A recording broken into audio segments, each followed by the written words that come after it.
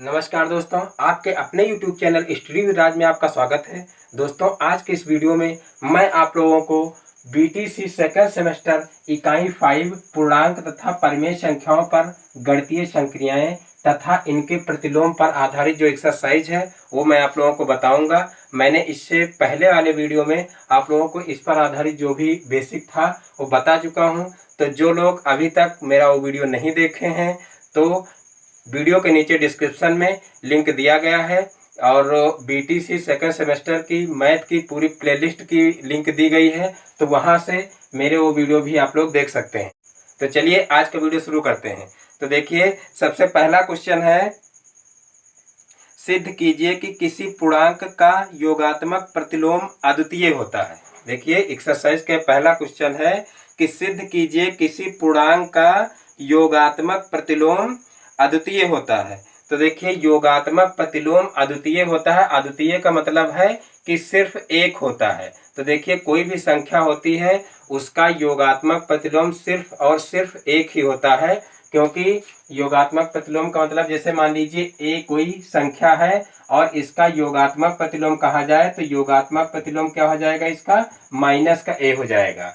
और अगर एक है कहा जाए, इसका योगात्मक प्रतिलोम क्या होगा, तो ये हो जाएगा माइनस का एक। और यही अगर यहाँ पर माइनस का 1 होता और इसका कहा जाता है योगात्मक प्रतिलोम क्या होगा, तो ये हो जाएगा प्लस का 1।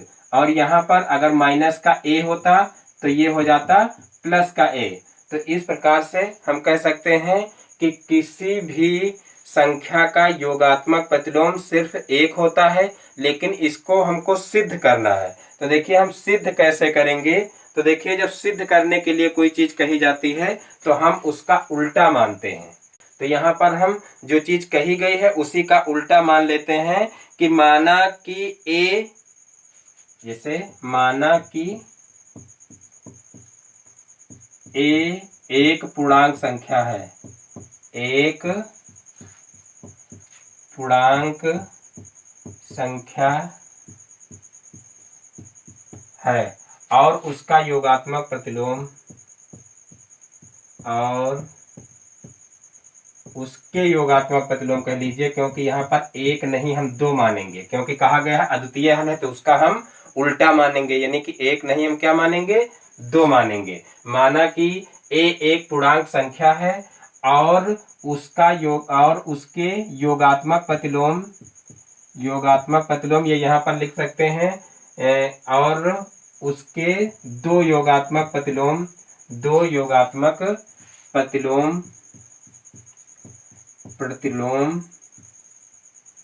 बी और सी हैं। इस तरीके से इसको मान लेंगे कि माना कि ए एक पूर्णांक संख्या है और उसके दो योगात्मक प्रतिलोम बी और सी हैं। तो देखिए, योगात्मक प्रतिलोम का मतलब होता है अगर कोई संख्या है उसमें अगर उसका योगात्मक प्रतिलोम जब जोड़ा जाएगा तो उन दोनों का योग 0 हो जाता है। तो यहाँ पर हम क्या करेंगे, इस संख्या का या कह लीजिए इस पूर्णांक का योगात्मक प्रतिलोम हम बी और सी माने हैं, तो एक बार हम लिख सकते हैं a प्लस बी बराबर 0, यानी कि जोड़ने पर 0 आना चाहिए। और दूसरी कंडीशन में हम लिख सकते हैं, क्योंकि इसको भी माने हैं कि उसका योगात्मक प्रतिलोम है, तो हम क्या लिखेंगे, a बराबर c। जैसे यहाँ पर लिखेंगे, जैसे यहाँ पर लिखे a प्लस बी बराबर 0, तो वैसे यहाँ पर भी a प्लस सी बराबर 0 लिखेंगे, यानी कि एक कंडीशन ये बनेगी और एक कंडीशन ये बनेगी। अब क्या करेंगे, इस b को हम इधर जो है पक्षांतर कर लेंगे और इस c को उधर पक्षांतर कर लेंगे, यानी कि यहाँ पर a बराबर क्या लिख लेंगे, माइनस का b और a बराबर माइनस का c। तो यहाँ पर देखिए, a बराबर माइनस का b और a बराबर माइनस का c आ रहा है, यानी कि अगर हम इन दोनों से अगर देखें तो हम क्या लिख सकते हैं कि माइनस b बराबर माइनस का c, ये हम कह सकते हैं। और एक दूसरी भी कंडीशन है, उसको भी यहाँ पर हम लागू कर सकते हैं, यानी कि अगर हम इनको बराबर ना लिखें और इस रूप में लिख लें कि जैसे यहाँ पर a प्लस बी बराबर 0 और यहाँ पर a प्लस सी बराबर 0 है, तो हम क्या कर सकते हैं, देखिए 0 बराबर ये भी दिया हुआ है और 0 बराबर ये भी दिया हुआ है, तो यहाँ पर a प्लस बी बराबर a प्लस सी, यानी कि जो कंडीशन पहले लगाए थे उसको भी लगा सकते हैं। तो वहां पर देखिए a बराबर माइनस का बी और a बराबर माइनस का सी आया था, यानी कि a बराबर माइनस का बी और माइनस का सी दोनों है, यानी कि जो है अद्वितीय हल हमारा वहां पर भी सिद्ध हो रहा है, यानी कि माइनस का बी और माइनस का सी a बराबर आ रहा है, यानी कि हल दोनों एक ही हैं, यानी कि दोनों बराबर में आ रहे हैं तो दोनों हल एक ही हैं, यानी कि जो योगात्मक प्रतिलोम होगा पूर्णांक का वो क्या होगा, अद्वितीय हल होगा, यानी कि हल केवल एक होगा। और यहाँ पर इस रूप में भी सिद्ध कर सकते हैं, यानी कि जब यहाँ 0 बराबर ये है और 0 बराबर ये है तो यहाँ पर इसके बराबर ये कर देंगे, 0 को इधर से हटा देंगे और 0 के इधर वाली चीज इधर ले आएंगे, यानी कि ये संख्या इधर ले आएंगे। तो यहाँ पर अब जो है निरसन नियम से क्या करेंगे, इसको a को देखिए कैंसिल कर देंगे, तो यहाँ पर जो है b बराबर c हो जाएगा, b बराबर c हो जाएगा। तो b बराबर जब c हो जाएगा तो यहाँ पर देखिए b चाहे रखिए और चाहे c रखिए, यानी कि दोनों का मान तो एक ही है। तो यहाँ पर इस प्रकार से है सिद्ध हो जाएगा कि पूर्णांक संख्या का योगात्मक प्रतिलोम एक अद्वितीय होता है, यानी कि सिर्फ एक ही होता है। और यही क्वेश्चन था और यही सिद्ध करना था। लैंग्वेज में आप नीचे लिख सकते हैं कि जो है पूर्णांक संख्या का योगात्मक प्रतिलोम एक अद्वितीय होता है, ये आप लिख सकते हैं।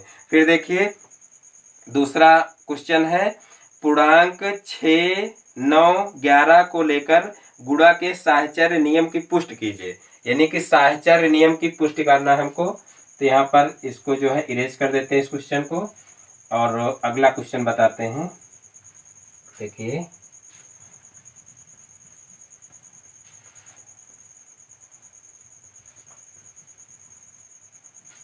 देखिए अगला क्वेश्चन है, पूर्णांक 6, 9, 11 को लेकर गुणा के साहचर्य नियम की पुष्टि कीजिए।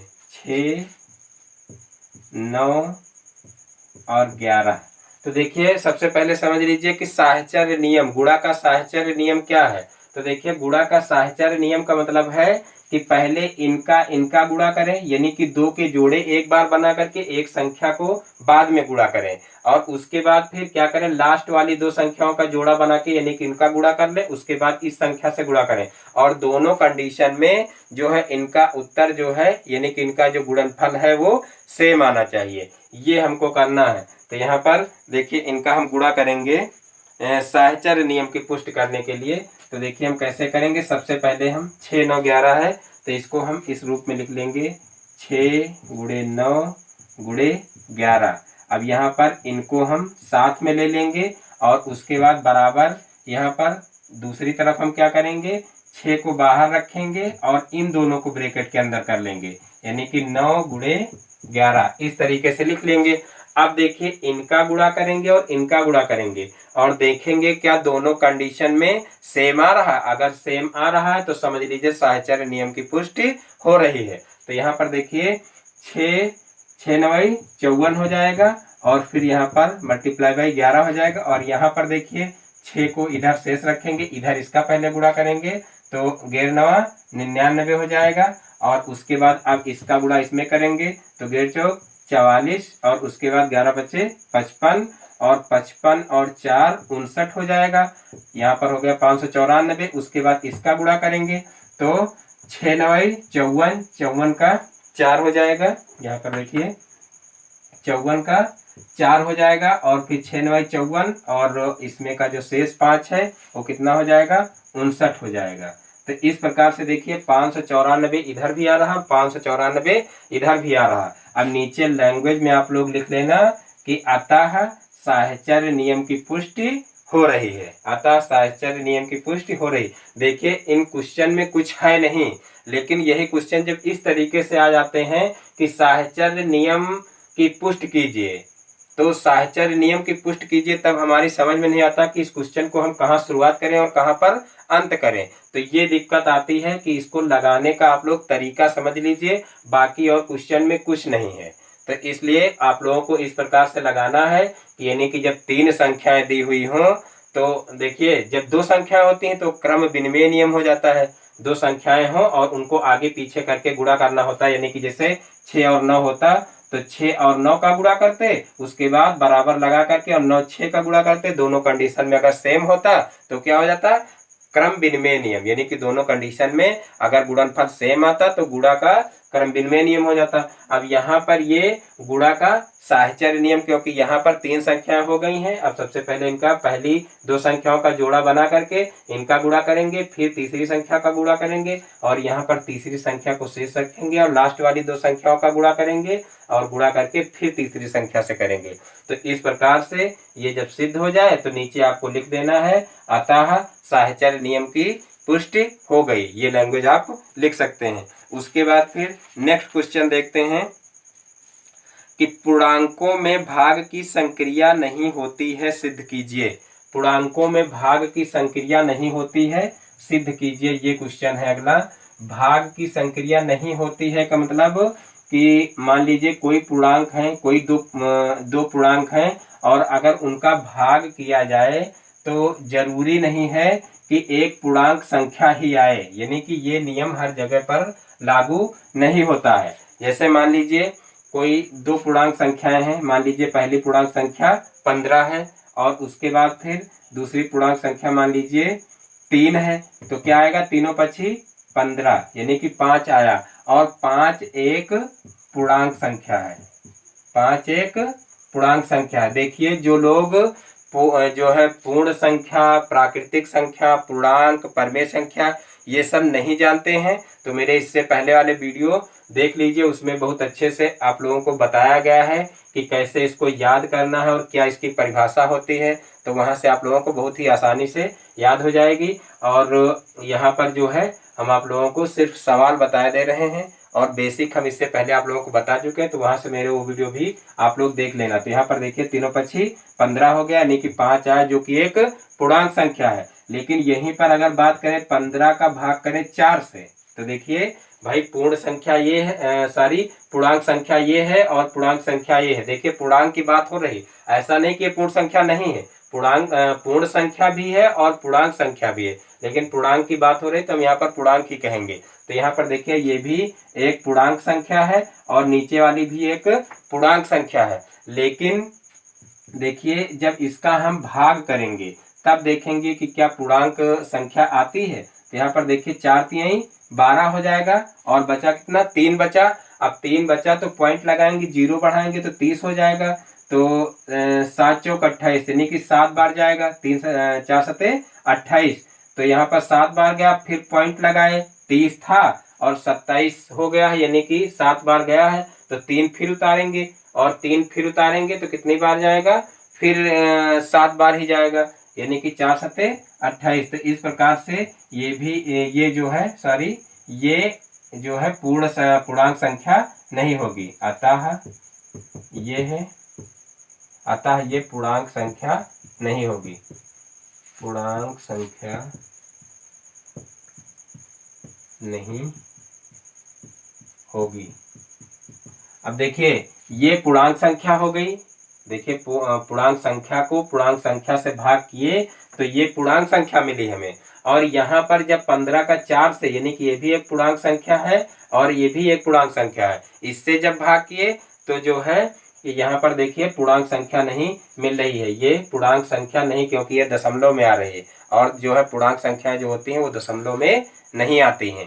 तो ये यहाँ पर देखिए जो है यहाँ पर दशमलव में संख्या आ रही है, अतः ये पूर्णांक संख्या नहीं है। तो यहाँ पर देखिए क्वेश्चन क्या था कि पूर्णांकों में भाग की संक्रिया नहीं होती है, सिद्ध कीजिए। तो यहाँ पर नीचे लिख दीजिए अतः पूर्णांकों में भाग की संक्रिया सदैव सत्य नहीं होती है। अतः जो है नीचे चाहे लैंग्वेज में लिख लीजिए, अतः पूर्णांकों में, अतः पूर्णांकों में भाग की संक्रिया, भाग की संक्रिया सदैव सत्य नहीं होती है, सदैव सत्य नहीं होती है, सदैव सत्य नहीं होती है। अब देखिए अगला क्वेश्चन देखते हैं। तो देखिए अगला क्वेश्चन क्या है अगला क्वेश्चन है वितरण नियम से मान ज्ञात कीजिए। तो देखिए वितरण नियम से हमको मान ज्ञात करना है। तो दो सवाल दिए हुए हैं और उनको वितरण नियम से जो है उनका मान ज्ञात करना है।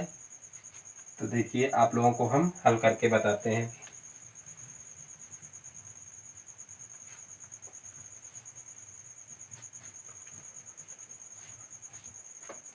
देखिए वितरण नियम से हल करना है। पहला क्वेश्चन है 487 गुणे 1008 है। 487 गुणे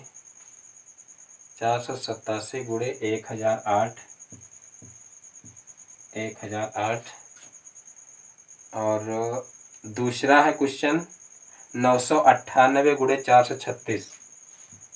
998 गुणे 436, ये दो क्वेश्चन हैं। 436। अब यहाँ पर देखिए हम कैसे हल करेंगे इनको। तो आप लोग देखिए इसको हल करना है। देखिए कौन सा नियम बताएं? वितरण नियम। तो वितरण नियम का जो है यूज करना है। अब ये इस तरीके के क्वेश्चन परीक्षाओं में पूछे जाते हैं तो स्टूडेंट गलती क्या करते हैं, इनका डायरेक्ट गुणा कर देते हैं। तो डायरेक्ट गुणा अगर आप करेंगे तो आपको नंबर नहीं मिलेंगे, क्योंकि यहाँ पर कहा गया है कि वितरण नियम से हल करिए।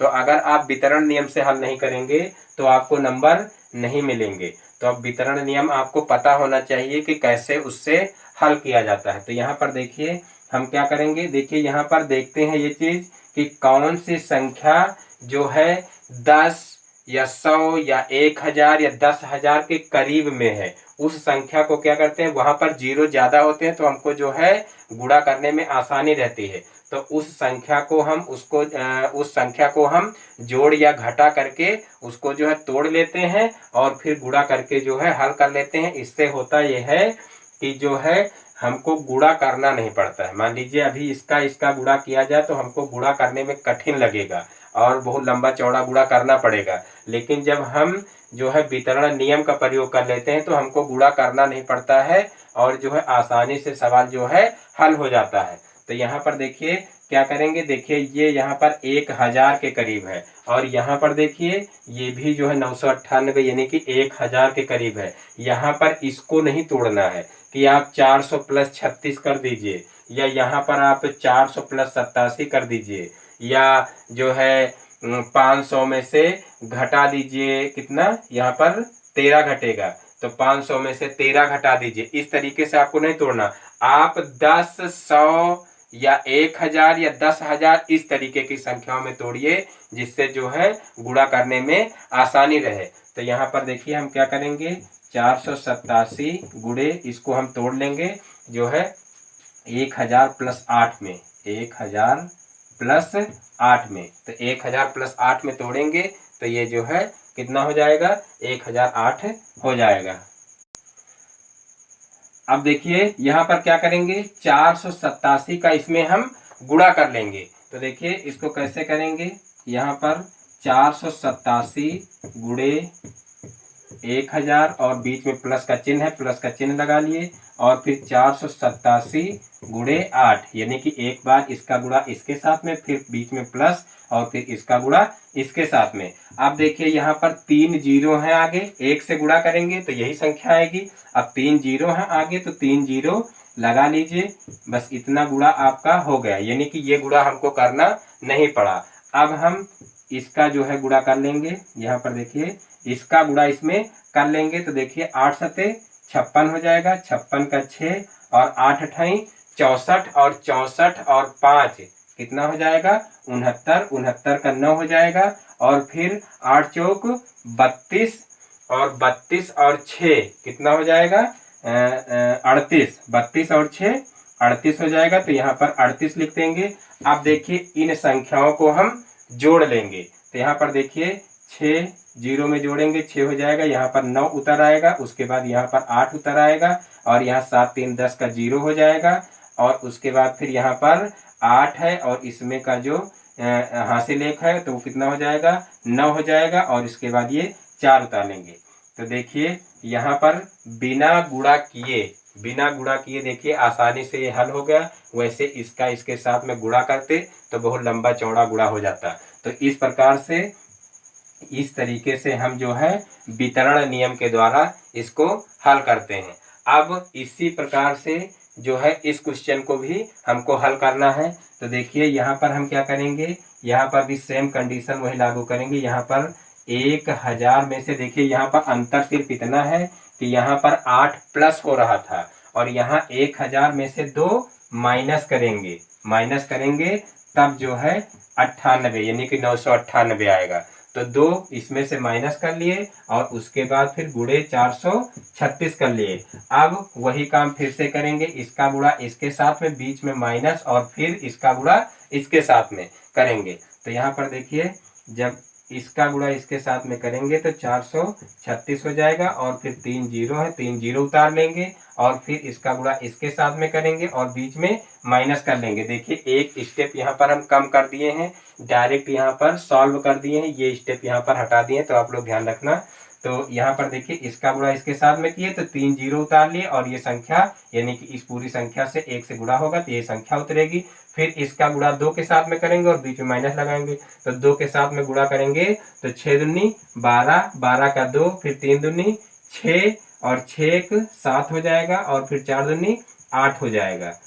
इस प्रकार से ये भी हल हो गया। अब यहाँ पर देखिए इसको हम घटा लेंगे। तो यहाँ पर देखिए 0 में से 2 जाएगा नहीं, तो यहाँ पर हम क्या करेंगे, 1 हासिल लेंगे तो यहाँ हो जाएगा 10, 10 में से 2 गया तो 8 बचा। अब यहाँ पर बचा 9, 9 में से 7 गया तो बचा कितना 2, फिर यहाँ 9, 9 में से 8 गया तो कितना बचा 1 बचा, फिर यहाँ पर 5 बचा और यहाँ पर 3 बचा और यहाँ पर 4। तो इस प्रकार से ये हमारे आंसर हो जाएंगे। तो इस प्रकार से वितरण नियम के द्वारा ये दोनों क्वेश्चन सॉल्व हो गए। अब आप लोगों को इस तरीके की कोई भी संख्याएं दी जाएं तो आप लोग इसको आसानी से हल कर सकते हैं।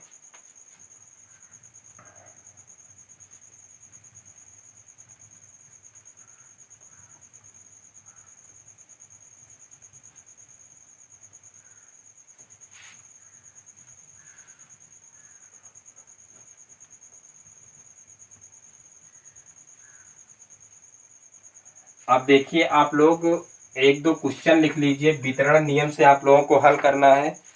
तो वो क्वेश्चन आप लोग देख लीजिए। मान लीजिए है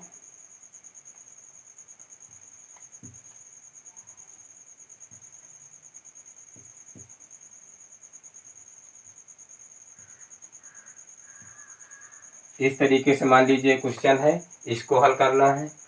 पहला नंबर और दूसरा नंबर है, आप लोगों को हल करना है। दूसरा क्वेश्चन लिख लीजिए।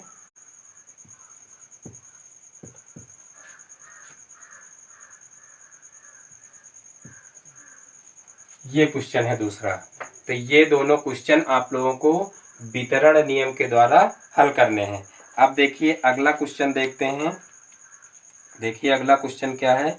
अगला क्वेश्चन है -7/9 का गुणात्मक प्रतिलोम बताइए।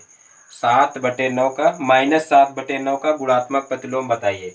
तो ये क्वेश्चन देखिए, क्वेश्चन आप लोग नोट कर चुके होंगे तो इसको हम इरेज किए दे रहे हैं। उसके बाद फिर अगला क्वेश्चन आप लोगों को हम बताते हैं।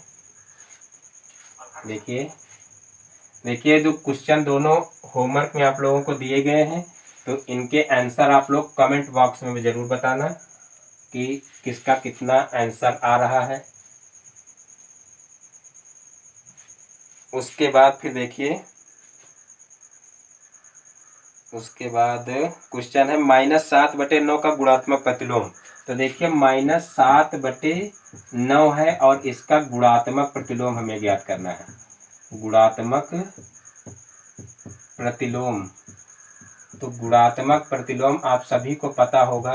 देखिए योगात्मक प्रतिलोम का मतलब होता है कि उसी संख्या में, यानी कि जो संख्या होती है उसी संख्या को जो है उसके योगात्मक प्रतिलोम में जोड़ने पर उस संख्या का मान क्या हो जाता है, 0 हो जाता है, या कह लीजिए उसका योगफल जो है वो 0 हो जाता है योगात्मक प्रतिलोम में। और गुणात्मक प्रतिलोम में जो गुणात्मक प्रतिलोम होता है उससे उस संख्या का गुणा करने पर क्या होता है, 1 हो जाता है। यानी कि मान लीजिए माइनस ए है तो इसका योगात्मक प्रतिलोम क्या हो जाएगा, प्लस ए हो जाएगा। और अगर दोनों को जोड़ेंगे तो क्या हो जाएगा, 0 हो जाएगा। माइनस 1 है तो इसका क्या हो जाएगा, योगात्मक प्रतिलोम प्लस 1, और इनको अगर जोड़ेंगे तो क्या हो जाएगा, 0 हो जाएगा।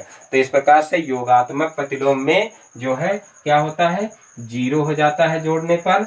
और जो गुणात्मक प्रतिलोम होता है उसमें क्या होता है कि गुणा करने पर जो है उनका मान क्या हो जाता है, 1 हो जाता है। अगर दोनों संख्याओं का गुणा करते हैं, यानी कि संख्या और उसके गुणात्मक प्रतिलोम का अगर हम गुणा करते हैं तो क्या होता है, 1 आ जाता है। तो इसका गुणात्मक प्रतिलोम क्या हो जाएगा, देखिए चिन्ह वही रहेगा और संख्याएं उलट जाएंगे, यानी 7/9 है तो 9/7 हो जाएगा। अब इनका गुणा करके आप देख सकते हैं, 7/9 और गुणे में क्या करेंगे, 9/7 और चिन्ह वही रहेगा। तो देखिए यहाँ पर 9 से 9 कैंसिल हो गया और 7 से 7 कैंसिल हो गया, और माइनस माइनस जो है, माइनस माइनस का गुणा क्या होता है, प्लस होता है, तो प्लस का 1 आ जाएगा। तो इस प्रकार से गुणात्मक प्रतिलोम में क्या होता है कि दोनों संख्याओं का गुणा करने पर उसका मान 1 हो जाता है, यानी कि जो संख्या होती है उसका और उसके गुणात्मक प्रतिलोम का गुणा करने पर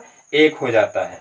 तो इस प्रकार से ये सवाल भी आप लोगों का हल हो जाएगा, यानी कि गुणात्मक प्रतिलोम और योगात्मक प्रतिलोम से संबंधित कोई भी क्वेश्चन अगर आ जाए तो आप लोग बहुत ही आसानी से कर सकते हैं। फिर देखिए नेक्स्ट क्वेश्चन है, -8 का योगात्मक प्रतिलोम बताइए।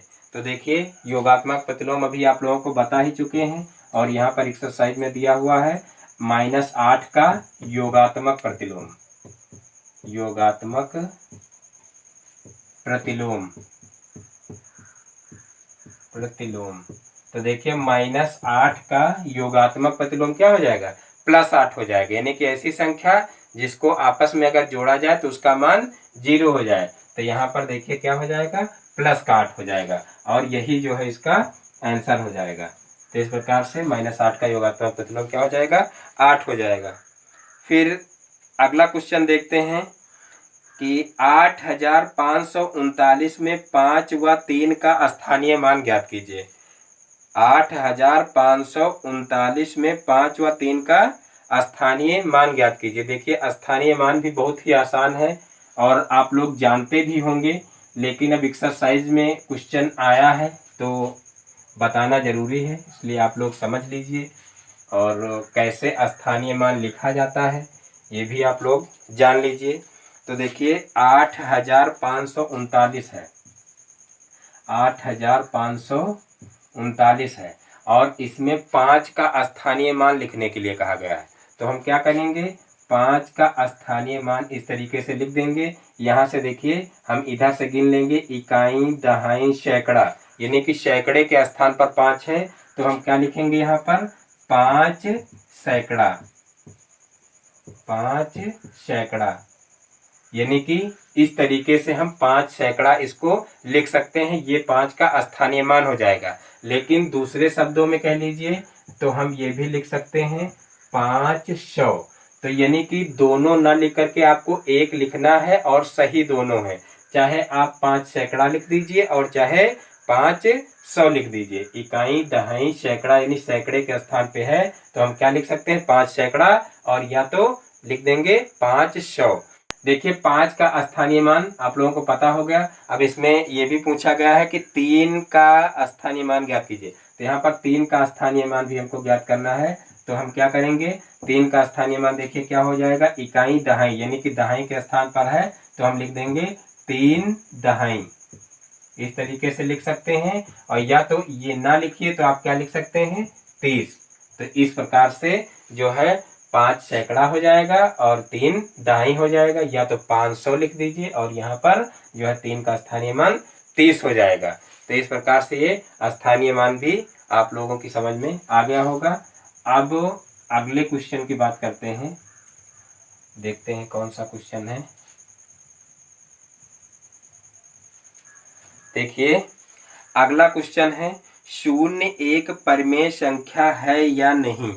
0 एक परिमेय संख्या है या नहीं। तो हम आप लोगों को बता दें कि 0 एक परिमेय संख्या है, देखिए मैंने जो इससे पहले वाला वीडियो है उसमें बहुत अच्छे से आप लोगों को बताया है कि देखिए जितनी भी पूर्णांक संख्याएं होती हैं वो सभी परिमेय संख्याएं होती हैं, और पूर्णांक संख्या जो जीरो होती है वो पूर्णांक संख्या होती है, क्योंकि पूर्णांक की परिभाषा ही होती है कि सभी पूर्ण संख्याएं और ऋणात्मक संख्याएं जो होती हैं वो क्या होती हैं, वो पूर्णांक होती हैं। तो इस प्रकार से जो है जीरो भी उसमें शामिल रहता है और सभी धनात्मक संख्याएं शामिल रहती हैं और सभी ऋणात्मक संख्याएं भी शामिल रहती हैं। और परिमेय संख्या की परिभाषा क्या होती है, तो परिमेय संख्या की परिभाषा होती ऐसी संख्याएं जिनको P अपान Q के रूप में लिखा जा सके उन्हें जो है परिमेय संख्याएं कहते हैं। यानी कि इस रूप में P अपान Q के रूप में जिनको लिखा जा सके उन्हें क्या कहते हैं, परिमेय संख्याएं कहते हैं, जहां पर Q is not equal to zero, यानी कि Q बराबर जीरो नहीं होना चाहिए। ये होती है परिमेय संख्या की परिभाषा। लेकिन अब यहाँ पर जो है क्वेश्चन आया है कि क्या जीरो एक परिमेय संख्या है, तो जीरो एक परिमेय संख्या है, क्योंकि सभी पूर्णांक संख्याएं जो होती हैं वो परिमेय संख्याएं होती हैं, क्योंकि सभी पूर्णांक संख्याओं के बटे में एक लिखा जा सकता है, इसलिए सभी पूर्णांक संख्याएं परिमेय संख्याएं होती हैं। और पूर्णांक संख्या आप लोगों को बता चुके हैं कि सभी धनात्मक संख्याएं जीरो तथा सभी ऋणात्मक संख्याएं क्या होती हैं, पूर्णांक होती हैं। यानी कि सभी पूर्ण संख्याएं और ऋणात्मक संख्याएं जो होती हैं वो क्या होती हैं, पूर्णांक होती हैं। अब बात करते हैं पूर्ण संख्या किसे कहते हैं। देखिए सारा कुछ हम आप लोगों को बता चुके हैं, लेकिन पुनः एक बार आप लोगों को रिवाइज करा दे रहे हैं। पूर्णांक किसे कहते हैं, तो देखिए प्राकृतिक संख्याओं में जब जीरो को शामिल कर लिया जाता है तो उन्हें क्या कहते हैं, पूर्णांक कहते हैं। देखिए ये सारी परिभाषाएं भी परीक्षा में पूछी जाती हैं, इसलिए स्पष्ट रूप से आप लोगों को परिभाषाएं भी याद होनी चाहिए, और एक बार समझ लेंगे तो भविष्य में कभी नहीं भूलेंगे, क्योंकि परिभाषाएं बहुत ही आसान है, सिर्फ एक बार समझना है, रटना नहीं है। अगर रटोगे तब तो पक्का भूल जाओगे, तो इसलिए आप लोगों को रटना नहीं है, सिर्फ समझ लेना है। तो देखिए सभी प्राकृतिक संख्याओं में, यानी कि प्राकृतिक संख्याओं में जब जीरो को शामिल कर लिया जाता है तो उसे क्या कहते हैं, पूर्णांक कहते हैं। अब बात करते हैं कि प्राकृतिक संख्याएं किसे कहते हैं। तो देखिए गिनने में जिन संख्याओं का प्रयोग किया जाता है उन्हें प्राकृतिक संख्याएं कहते हैं। गिनने में जिन संख्याओं का प्रयोग किया जाता है उन्हें प्राकृतिक संख्या कहते हैं। देखिए गिनने में कौन सी संख्याओं का प्रयोग किया जाता है, तो देखिए गिनने में जो है एक से शुरुआत करते हैं, क्योंकि कोई वस्तु अगर हमको गिनना है, कोई वस्तुएं रखी हुई हैं उनको अगर हमको गिनती करना है तो हम शुरुआत एक से करते हैं, जीरो से शुरुआत नहीं करते हैं। इसलिए ये हमको याद रखना है कि जो है प्राकृतिक संख्याएं कौन सी होती हैं, तो जिन संख्याओं का हम गिनने में प्रयोग करते हैं वो प्राकृतिक संख्याएं होती हैं।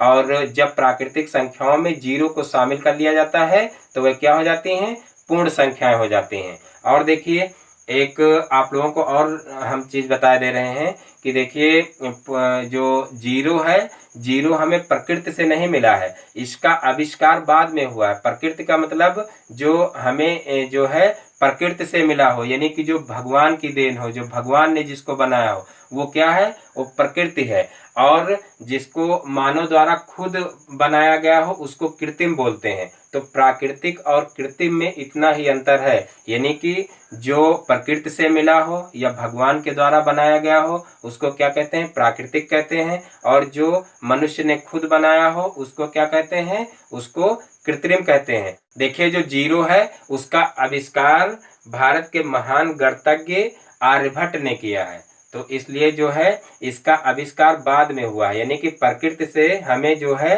वो गिनतियां सिर्फ 1 से 9 तक ही मिली थी, 1 से 9 तक, और उसी से जो है बड़ी से बड़ी संख्याएं बनाई जाती थी। लेकिन जो है जब जीरो का आविष्कार बाद में हो गया तो उससे संख्याओं को लिखना और भी आसान हो गया, और इसका आविष्कार जो है महान गणितज्ञ जो है आर्यभट्ट ने किया है। आप लोगों ने एक राष्ट्रीय गीत भी सुना होगा कि जब जीरो दिया इस भारत ने तब भारत को गिनती आई। तो इस प्रकार से जो है जीरो का आविष्कार बाद में भारत में हुआ था। तो ये हो गया आप लोगों का जो है कुछ प्राकृतिक, पूर्ण और पूर्णांक और परिमेय संख्याओं की परिभाषा। अब देखते हैं नेक्स्ट क्वेश्चन। तो देखिए नेक्स्ट क्वेश्चन है, यदि P अपान Q एक परिमेय संख्या है तो उसकी गुणात्मक प्रतिलोम क्या होगा। देखिए पुनः एक बार क्वेश्चन पढ़ लेते हैं। यदि P अपान Q एक परिमेय संख्या है तो उसका गुणात्मक प्रतिलोम क्या होगा। P अपान Q, यहाँ पर देखिए जो लिखा है ये पूछ लिया गया है। P अपान Q अगर एक परिमेय संख्या है तो इसका गुणात्मक प्रतिलोम क्या होगा। तो देखिए गुणात्मक प्रतिलोम अभी आप लोगों को हम पहले ही बता चुके हैं कि गुणात्मक प्रतिलोम वही संख्या होती है कि जब उसके इस दी हुई संख्या के साथ में गुणा किया जाए तो उसका मान 1 हो जाए। तो यहाँ पर देखिए इस संख्या को उलट देंगे, यानी कि क्या हो जाएगा Q अपान P, और यही जो है इसका क्या हो जाएगा गुणात्मक प्रतिलोम हो जाएगा। क्योंकि अगर इसका इसके साथ में गुणा करेंगे तो Q से Q कट जाएगा और P से P कट जाएगा और जो है गुणनफल क्या आ जाएगा 1 आ जाएगा। तो इस प्रकार से इसका गुणात्मक प्रतिलोम हो जाएगा। अब आगे बात करते हैं अगले क्वेश्चन की। देखिए संख्या रेखा पर धनात्मक संख्या किस ओर होती है। संख्या रेखा पर धनात्मक संख्या किस ओर होती है, इसको भी आप लोग समझ लीजिए। देखिए क्वेश्चन बहुत छोटे हैं और इससे कठिन क्वेश्चन भी पूछे जाते हैं। अभी आप लोगों को जो है एक बार पवन की बुक से आप लोगों को पढ़ाए दे रहे हैं, उसके बाद जैसे ही कोर्स समाप्त होता है तो दूसरे प्रकाशन की बुक से हम आप लोगों को इससे और कठिन सवाल भी हल करवाएंगे। और जो है अभी आप लोग जो इस बुक में क्वेश्चन दिए हुए हैं एक्सरसाइज में वही हल कर लीजिए, और फिर आप लोगों को दूसरे प्रकाशन में देखते हैं कि कौन कौन से क्वेश्चन हैं, फिर उस हिसाब से आप लोगों को हल करवाएंगे। तो जल्दी से जल्दी आप लोग जो है इस कोर्स को पहले कवर कर लीजिए, उसके बाद फिर हम दूसरी बुक से आप लोगों को पढ़ाना स्टार्ट करें। फिर उसमें आप लोगों को बेसिक नहीं बताया जाएगा, क्योंकि बेसिक आप लोगों को यहाँ पर जो है पढ़ा दिया जाएगा पूरा जो है कोर्स, और उसके बाद फिर वहाँ पर सिर्फ आप लोगों को इम्पॉर्टेंट क्वेश्चंस हल करवाएंगे सभी टॉपिक से। फिर देखिए नेक्स्ट क्वेश्चन क्या है कि संख्या रेखा पर धनात्मक संख्या किस ओर होती है। तो देखिए सबसे पहले तो आप लोगों को संख्या रेखा पता होनी चाहिए। तो संख्या रेखा मान लीजिए ये हो गई, ठीक है। अब इसमें देखिए यहाँ पर आप अगर 0 मान के चलेंगे तो देखिए 0 के राइट हैंड साइड की तरफ जो है प्लस की संख्याएं होती हैं, और इधर जो है लेफ्ट हैंड साइड की तरफ जो है ऋणात्मक संख्याएं होती हैं। अगर हम संख्या रेखा पर संख्याओं को दर्शाएंगे तो यहाँ पर प्लस का 1 हो जाएगा, प्लस का 2 हो जाएगा, 3 हो जाएगा, 4 हो जाएगा, 5 हो जाएगा। देखिए प्लस की तरफ प्लस लगाना अनिवार्य नहीं है, आप चाहें तो लगा भी सकते हैं, +2 +3 +4 +5। तो इस प्रकार से चाहे तो लगा भी सकते हैं, नहीं भी लगाएंगे तब भी प्लस का मान लिया जाता है। और इधर जो है माइनस की संख्याओं में माइनस लगाना अनिवार्य है, यानी कि इनको ऐसे नहीं माना जा सकता है, इनमें जो है माइनस लगाना अनिवार्य है। तो इस प्रकार से इसमें पूछा गया है कि संख्या रेखा पर धनात्मक संख्या किस ओर होती है। तो हम लिख देंगे 0 के दाईं ओर, 0 के दाईं ओर के। देखिए 0 के दाहिनी तरफ जो है धनात्मक संख्याएं हैं, तो हम लिख देंगे 0 के दाहिनी ओर धनात्मक संख्याएं होंगी। तो ये इसका आंसर हो जाएगा। अब नेक्स्ट क्वेश्चन देखते हैं कि दी गई परिमेय संख्या, देखिए कुछ संख्याएं दी हुई हैं, आदि किस प्रकार की परिमेय संख्याएं हैं। तो देखिए दी हुई हैं पहले संख्याएं, देखिए इसको मिटा देते हैं।